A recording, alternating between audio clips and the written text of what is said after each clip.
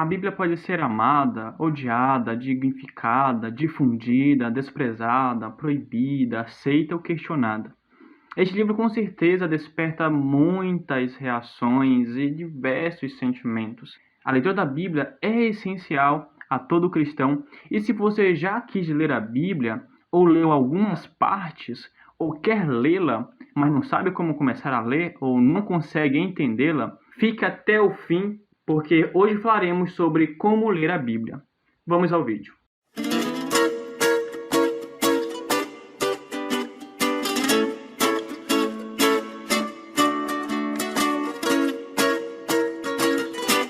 Olá pessoal, como vocês estão? Meu nome é Kevin, sejam bem-vindos ao canal. Conseguir ler a Bíblia e entendê-la é um grande passo para todo cristão. E agora falarei de alguns pontos para que você possa se orientar na leitura da Sagrada Escritura. 1. Por onde começar? Muitos ainda têm muitas dúvidas sobre por onde começar a Bíblia. Para que você possa entender, é necessário se localizar nela. A melhor maneira de ler a Bíblia, sob a minha perspectiva, é claro, é lendo-a progressivamente. Porque as revelações dadas ao povo de Deus foram graduais à medida que o tempo se passava. Você pode verificar em sua Bíblia ao fim do livro de Gênesis e no início do livro de Êxodo. E também você pode verificar no fim de Deuteronômio e no início de Josué. Você vai verificar uma continuidade daquilo que foi falado nesses livros. Existe essa progressividade. Se você ler nessa forma, você conseguirá entender as citações que se seguem nos livros seguintes e mesmo no Novo Testamento. Outra forma também boa é ler o Antigo e o Novo ao mesmo tempo, com capítulos progressivos. Por exemplo, você pode ler 2 capítulos de Gênesis e 2 capítulos de Mateus. E assim progressivamente, Gênesis, Êxodo, Mateus, Marcos, você escolhe. 2. Do que fala a Bíblia? Para entendê-la, você precisa saber do que ela se trata. Em João 5, versículo 39 a 40, o Senhor Jesus diz: examinai as Escrituras, porque julgais nela ter a vida eterna, e elas mesmas testificam de mim. E no versículo 37, diz que o Pai dava testemunho do Filho Jesus, assim como no capítulo 8, no versículo 18, na parte 2ª, e que está escrito: o Pai testifica de mim, na versão de João Ferreira de Almeida atualizada. No capítulo 5, no versículo 46, está escrito que Moisés havia escrito sobre ele. Sobre quem? Sobre Jesus. Não somente o Pai e Moisés, que você pode verificar no livro de Atos dos Apóstolos, no capítulo 3, no versículo 22 a 23, e também em Deuteronômio, capítulo 18, no versículo 15, mas também todos os profetas, como está escrito em Atos, no capítulo 10, no versículo 43, que está: dele, de Jesus, todos os profetas dão testemunho, a começar com Samuel, como está em Atos, no capítulo 3, no versículo 24. Ainda nesse capítulo 3, no versículo 24 de Atos, na versão King James atualizada, a versão em português, está dito que todos os profetas, a começar de Samuel, falavam a respeito de Jesus e a ressurreição.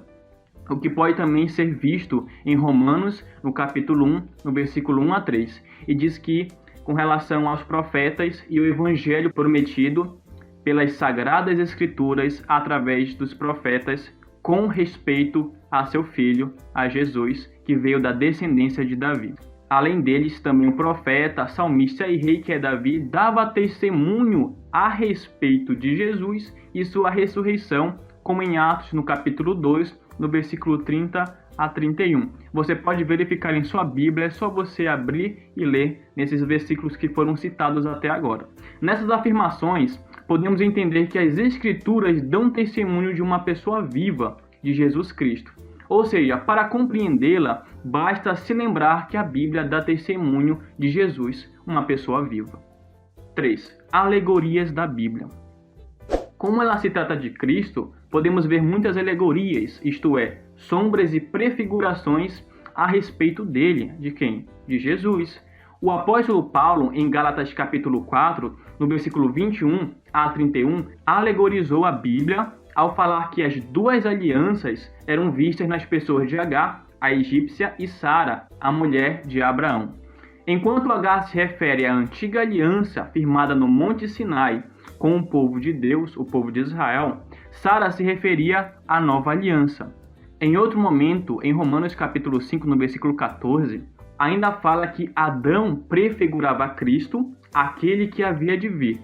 Também em Colossenses, no capítulo 2, no versículo 16 e 17, diz com respeito à comida, bebida, dia de festa, lua nova ou sábados, com respeito à antiga aliança, eram apenas sombras das coisas que haviam de vir e que a realidade encontrava-se em Cristo na versão King James atualizada, versão em português.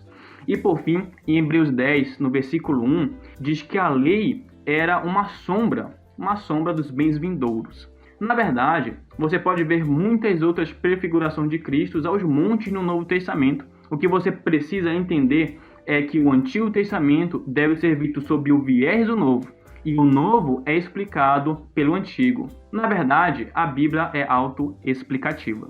4. Ler com oração. Algo muito bom para fazer é você ler com oração. Antes de começar a ler, busque sabedoria por meio da oração. Em Provérbios 2, versículo 6, a parte A, diz que o Senhor dá sabedoria. E em Tiago 1, versículo 5, está dito que Deus dá sabedoria liberalmente, se você necessitar. E em Daniel capítulo 2, versículo 21, diz que ele dá sabedoria aos sábios e entendimento aos inteligentes. Por isso, devemos pedir a Ele para que nos conceda espírito de sabedoria e revelação no pleno conhecimento dele, como está escrito em Efésios 1, versículo 17. Peça em oração para que possa transbordar de conhecimento da sua vontade em toda a sabedoria e entendimento espiritual, e você pode conferir em Colossenses, no capítulo 1, versículo 9. Ou seja, quando precisar, ore pedindo esclarecimento quanto à Bíblia para que seja concedido a você. 5. Meditar em cada palavra.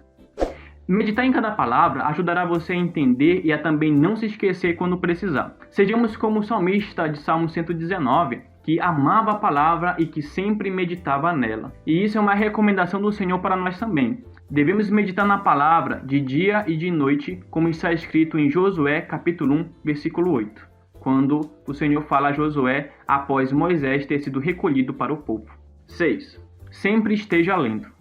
A leitura deve ser constante. Em 1 Timóteo capítulo 4, versículo 13, Paulo exorta a Timóteo que fosse aplicado quanto à leitura até a sua chegada. E essa aplicação deve ser diária, para melhor compreensão e para que não haja esquecimento. Paulo, em Atos 17, versículo 11, ao ir a Bereia junto a Silas, na Macedônia, pregavam todos os dias nas sinagogas. E isso ajudou bastante para a compreensão dos que estavam lá, por serem mais nobres que os tessalonicenses, segundo algumas versões. Portanto, o resultado é melhor quando aplicamos todos os dias a leitura. Bom pessoal, chegamos ao final deste vídeo e eu espero que tenha ajudado você na sua leitura, ao início dela, ou se você está lendo e não está entendendo. Se você gostou desse conteúdo, se inscreva no canal, deixa o like e põe nos comentários o que você achou desse vídeo, as suas dúvidas e também sugestões para o próximo vídeo. Fiquem com Deus, obrigado pela atenção, Jesus é o Senhor.